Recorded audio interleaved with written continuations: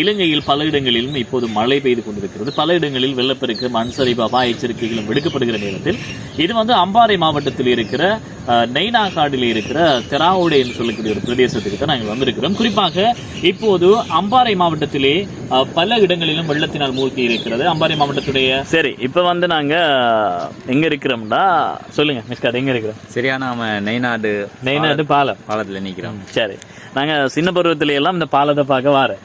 ஆனா இப்ப என்னண்டா ஆர்டிஆவில் சொல்லியிருக்கிறாங்க பாதை மூடப்பட்டுள்ளது. இதுக்கு காரணம் என்ன அப்படின்னு சொல்லி நினைக்கிறீங்க? உள்ளுக்கு இருக்கிற வீதி எல்லாம் உடஞ்சிருக்கு, மர போட்டிருக்காங்க. என்ன மிஸ்கா, அது உள்ளுக்கு என்னென்ன விஷயங்கள்? வீதி அபிவிருத்தி நடக்கின்றது, தொடர்ந்தும் வயல்ல வெள்ளம் போயிருக்கு, பாதைகள் உடஞ்சி கிடக்கின்றது. இப்ப பாலம் உள்ளுக்கும் ஒரு பாலம் இல்லைன்னு சொல்லி இப்ப நாங்க ஒரு ஆளோட சந்திக்கும் போது பேசியிருந்தாரு. என்ன விஷயம் சொல்லியிருந்தாரு? உள்ளுக்கு ஒரு பாலம் உடஞ்சி கிடக்கிறது, அதை போய் பார்க்கணும் தான் நாங்க இப்போ நாங்கள் உள்ளுக்கு போய் பார்க்க போகிறோம்.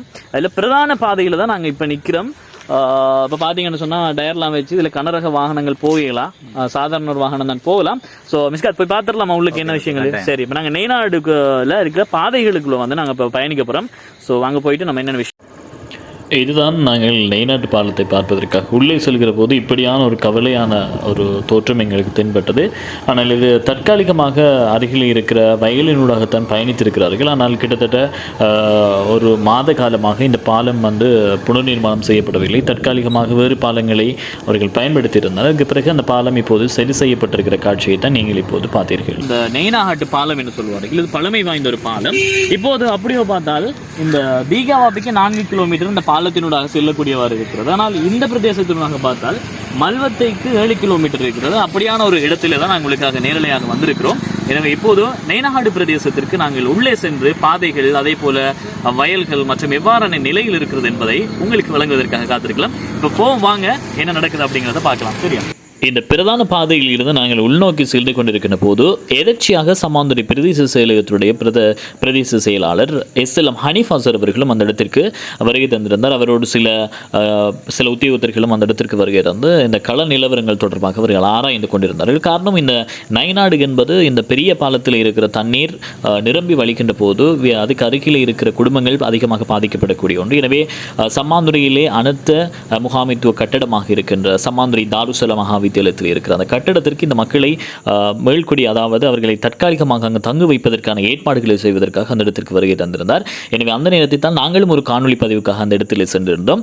அதே போல அவரோடு சில உயர் அதிகாரிகளும் அந்த இடத்திலே வருகை தந்திருந்தார்கள். எனவே அதற்கு பிறகு DS சேனநாயக்காவினுடைய சமுத்திர நீர் திறந்து விடப்படுவதான செய்தியும் எங்களுக்கு அந்த நேரத்தில் கிடைத்திருந்தது.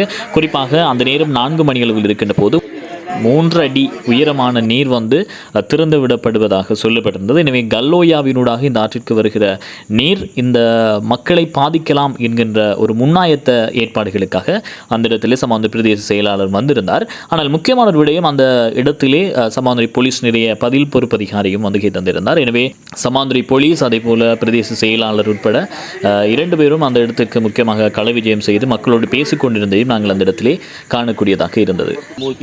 அம்பாறை மாவட்டத்துடைய மாவட்ட அரசாங்க அதிபர் சிந்திக் அபே விக்ரம இன்றைய நாளில் ஒரு விடயத்தினை சொல்லியிருக்கிறார். எங்களுடைய DS சேனநாயக்க சமுத்திரத்தினுடைய வான்கதவுகள் திறக்கப்பட்டிருப்பதாக சொல்லப்பட்டிருக்கிறது. எனவே இப்போது நீங்கள் பார்த்துக் கொண்டிருப்பதுதான் இக்கினியாக்கள், அதாவது DS சேனநாயக்க சமுத்திரத்தினுடைய வான்கதவுகள் திறந்த நிலையில் இருக்கிறது. எனவே வெள்ள நீர் பாய்ந்து ஓடுகிறது. அம்பாறை மாவட்டம் முழுவதிலும் பல ஆறுகள், அதே போல பாவிகள் மற்றும் வயல் நிலங்களை மிக அதிகமாக பாதிக்கக்கூடிய பங்கினை இந்த DS சேனநாயக்க சமுத்திரத்தில் இருந்து வருகின்ற நீர் பங்கு கொள்கிறது. எனவே அந்த அடிப்படையில் பல மக்களுக்கும் எச்சரிக்கைகள் விடுக்கப்பட்டிருக்கிறது.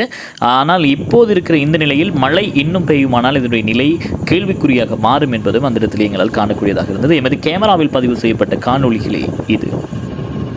இப்போது ஆற்று நீர் வெள்ளம் அதிகரித்ததன் காரணமாக இன்னும் சற்று நேரத்திலே வயலுக்குள் உட்போகக்கூடிய ஒரு நிலை காணப்படுகிறது. அதே போல வெள்ள நீர் அதிகமாக வருகின்ற காரணத்தினால் பல உடைமைகளுக்கு சேதம் ஏற்படுத்தப்பட்டிருக்கிறது. எனவே அம்பாறை மாவட்டத்தில் நிறைய இடங்கள் வெள்ளத்தால பாதிக்கப்பட்டிருக்கேன்.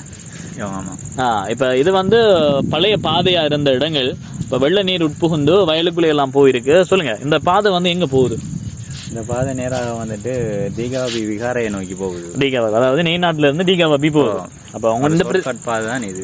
ஷார்ட்கட்டை வந்து போகலாம். ஆனா இப்ப உடைப்படுத்ததன் காரணமா பாத்தீங்கன்னு சொன்னா மிஸ்காத், இந்த அதாவது பிரதான ஒரு பாதை, அதாவது சம்மாந்துறையிலிருந்து நெய்நாட்டினூடாக போற இந்த பிரதான பாதையில இருக்கக்கூடிய இந்த பாலத்தால வந்து பிரச்சனை ஏற்பட்டு பாலம் வந்து முழுமையா சேதமடைஞ்சிருந்துச்சு. ஆனா இப்ப வந்து இந்த பாலம் புனர் நிர்மாணத்துக்கு இருக்கிற தற்காலிக வேலை காரணமாக அவங்க வந்து ஒரு தற்காலிக பாதை எடுத்திருந்தாங்க. இப்ப இந்த பாலம் வந்து சரியாக்கப்பட்டிருக்கு. ஆனாலும் இந்த பாதையை பொறுத்த வரைக்கும் அப்ப தீகாவாபி போற ஒரு பாதைன்னு சொல்லி எங்களுடைய மிஸ்காத் சொல்லியிருக்கிறாரு. அப்ப இப்படியாக இந்த அதாவது நெய்நாட்டில் இருக்கிற முழுமையான பிரதேசங்களும் வெள்ள நீரினால் மூழ்கி இருக்கிறது. ஆனால் மீண்டும் மீண்டும் இப்போது டிஎஸ்ஏ நாயகர் எத்தனை அடி திறக்கப்பட்டிருக்கிறது? 2.5 அடி திறக்கப்பட்டிருக்கிறது. எனவே எதிர்வரும் நாட்களிலும் மழை கூடினால் சம்மாந்துறையினுடைய நிலை கொஞ்சம் மோசமாக இருக்கும்.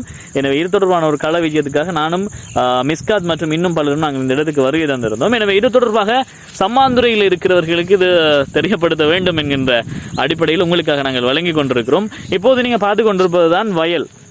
எனவே இந்த வயல் நிலத்திலே வெள்ளம் உட்புகுந்து இந்த வயல் நிலங்களும் இப்போது பாரிய கஷ்டத்துக்குள் உள்வாங்கப்பட்டிருக்கிறது. எனவே இது தொடர்பாக நாங்கள் உங்களுக்கு நிறைய காணொளிகளோடு சம்மாந்துறையில் இருக்கிற முக்கிய இடங்களுக்கு சென்று விளங்குவதற்கு நாங்களும் காத்திருக்கிறோம். மீண்டும் சந்திக்கலாம்.